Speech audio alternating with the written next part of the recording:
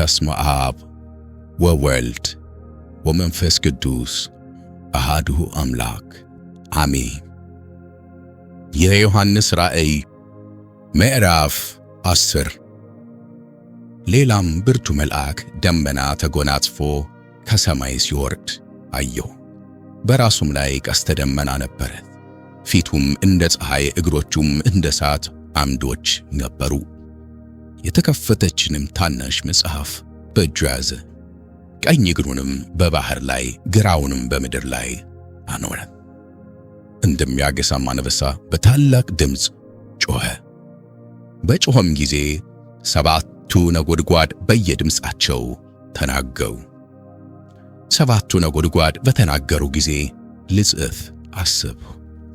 ከሰማዩም 7ቱ ነጎድጓድ የተናገሩትን ነገር በማኅተም ዝጋው፣ አትጻፈው የሚል ድምፅ ሰማሁ። በባሕርና በምድርም ላይ ሲቆም ያየሁት መልአክ ቀኝ እጁን ወደ ሰማይ አሻቅቦ ዘረጋ። ሰማይንና በእርሱም ያሉትን፣ ምድርንና በእርሷም ያሉትን፣ ባሕርንና በእርሱም ያሉትን በፈጠረው ከዘላለምም እስከ ዘላለም ድረስ ሕያው ሆኖ በሚኖረው ምሎ ወደፊት አይዘገይም።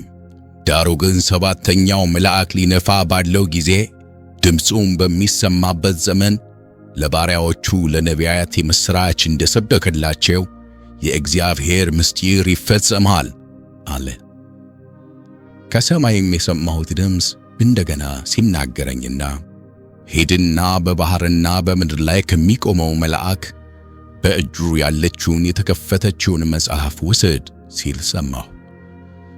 ወደ መልአኩም ሄጄ ታናሺቱን መጽሐፍ ስጠኝ አልሁት። እርሱም ውሰድና ብላት፣ ሆድህንም መራራ ታደርገዋለች፣ በአፍህ ግን እንደ ማር ትጣፍጣለች አለኝ። ከመልአኩም እጅ ታናሺቱን መጽሐፍ ወስጄ በላኋት፣ ባፌም እንደ ማር ጣፋጭ ሆነች። ከበላኋት በኋላም ሆዴ መራራ ሆነ። በብዙ ወገኖችና በአሕዛብም በቋንቋዎችም በነገሥታትም ላይ እንደገና ትንቢት ትናገር ዘንድ ይገባሃል ተባለልኝ። ምዕራፍ 11። በትር የሚመስል መለኪያ ለእኔ ተሰጠኝ። እንዲህም ተባለልኝ፣ ተነስተህ የእግዚአብሔርን መቅደስና መሠዊያውን በዚያም የሚሰግዱትን ለካ። በመቅደሱን ውጭ ያለው ዕድሞ ለአሕዛብ ተሰጥቶአልና ተወው፣ አትለካው። እነርሱም 42 ወር የተቀደሰችውን ከተማ ይረግጧታል። ለሁለቱም ምስክሮቼ ማቅ ለብሰው 1260 ቀን ትንቢት ሊናገሩ እሰጣለሁ። እነዚህ በምድር ጌታ ፊት የሚቆሙ 2 ወይራዎችና 2 መቅረዞች ናቸው። ማንምም ሊጎዳቸው ቢወድ እሳት ካፋቸው ይወጣል፣ ጠላቶቻቸውንም ይበላል። ማንም ሊጎዳቸው ቢወድም እንዲሁ ሊገደል ይገባዋል። እነዚህ ትንቢት በሚናገሩበት ወራት ዝናብ እንዳይዘንብ ሰማይን ሊዘጉ ሥልጣን አላቸው። ውሃዎችንም ወደ ደም ሊለውጡ በሚፈልጉበትም ጊዜ ሁሉ በመቅሰፍት ሁሉ ምድርን ሊመቱ ሥልጣን አላቸው። ምስክራቸውን ከፈጸሙ በኋላ ከጥልቁ የሚወጣው አውሬ ይዋጋቸዋል፣ ያሸንፋቸውማል፣ ይገድላቸውማል። በድናቸውም በታላቂቱ ከተማ አደባባይ ይተኛል። እርሷም በመንፈሳዊ ምሳሌ ሰዶምና ግብጽ የተባለች ደግሞ ጌታቸው የተሰቀለባት ናት። ከወገኖችና ከነገዶችም ከቋንቋዎችም ከአሕዛብም የሆኑ ሰዎች 3 ቀን ተኩል በድናቸውን ይመለከታሉ። በድናቸውም ወደ መቃብር ሊገባ አይፈቅዱም። እነዚህም 2 ነቢያት በምድር የሚኖሩትን ስለሳቀዩ በምድር የሚኖሩት በእነርሱ ላይ ደስ ይላቸዋል፣ በደስታም ይኖራሉ። እርስ በርሳቸውም ስጦታ ይሰጣጣሉ። ከ3 ቀን ተኩልም በኋላ ከእግዚአብሔር የወጣ የሕይወት መንፈስ ገባባቸው፣ በእግሮቻቸውም ቆሙ። ታላቅም ፍርሃት በሚመለከቱት ላይ ወደቀባቸው። በሰማይም ወደዚህ ውጡ የሚላቸውን ታላቅ ድምፅ ሰሙ። ጠላቶቻቸውም እየተመለከቷቸው ወደ ሰማይ በደመና ወጡ። በዚያም ሰዓት ታላቅ የምድር መናወጥ ሆነ። ከከተማይቱም 10ኛው እጅ ወደቀ። በመናወጥም 7000 ሰዎች ተገደሉ። የቀሩትንም ፍርሃት ያዛቸው፣ ለሰማዩም አምላክ ክብር ሰጡ። ሁለተኛው ወዮ አልፏል፣ እነሆ ሦስተኛው ወዮ በቶሎ ይመጣል። 7ኛውም መልአክ ነፋ፣ በሰማይም የዓለም መንግሥት ለጌታችንና ለእርሱ ለክርስቶስ ሆነች፣ ለዘላለምም እስከ ዘላለም ይነግሣል የሚሉ ታላላቅ ድምፆች ሆኑ።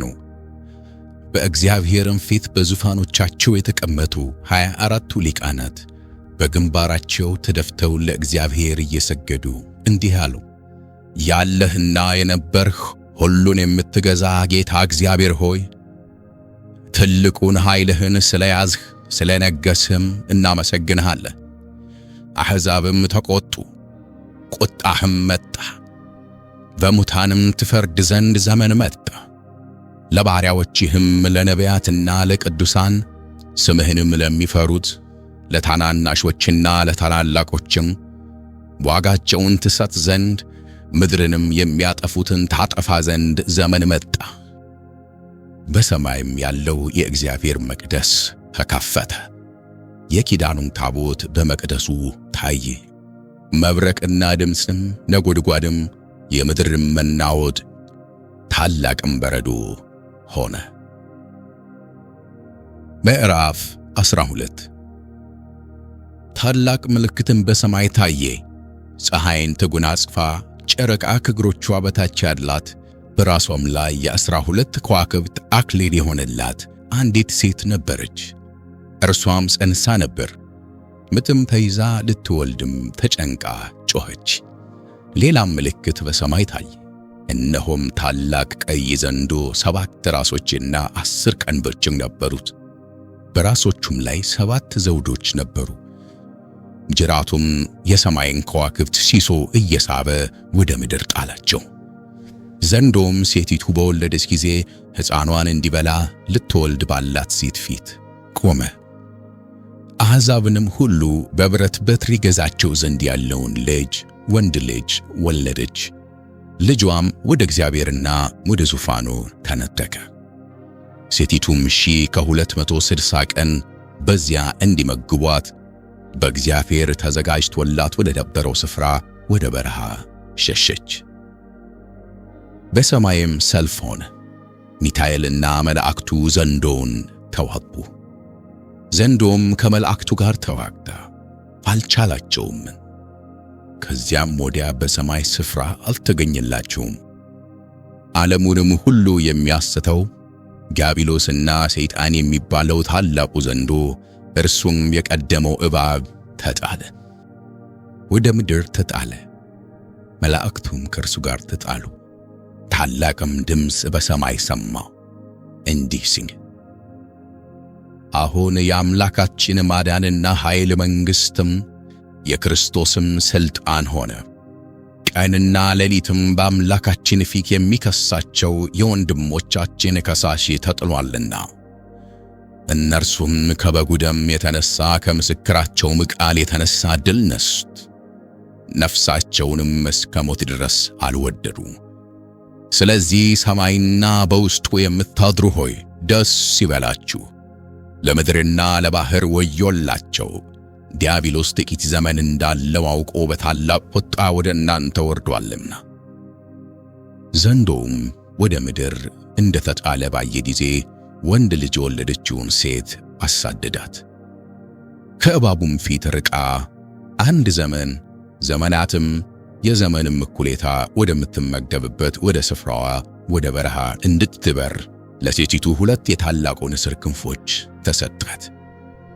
እባቡም ሴቲቱ በወንዝ እንድትወሰድ ሊያደርግ ወንዝ የሚያህልን ውሃ ካፉ በስተኋላዋ አፈሰሰ። ምድሪቱም ሴቲቱን ረዳቻት። ምድሪቱም አፏን ከፍታ ዘንዶ ካፉ ያፈሰሰውን ወንዝ ዋጠችው። ዘንዶም በሴቲቱ ላይ ተቆጥቶ የእግዚአብሔርን ትእዛዛት የሚጠብቁትን የኢየሱስም ምስክር ያላቸውን ከዘሯ የቀሩትን ሊዋጋ ሄደ። በባህርም አሸዋ ላይ ቆመ።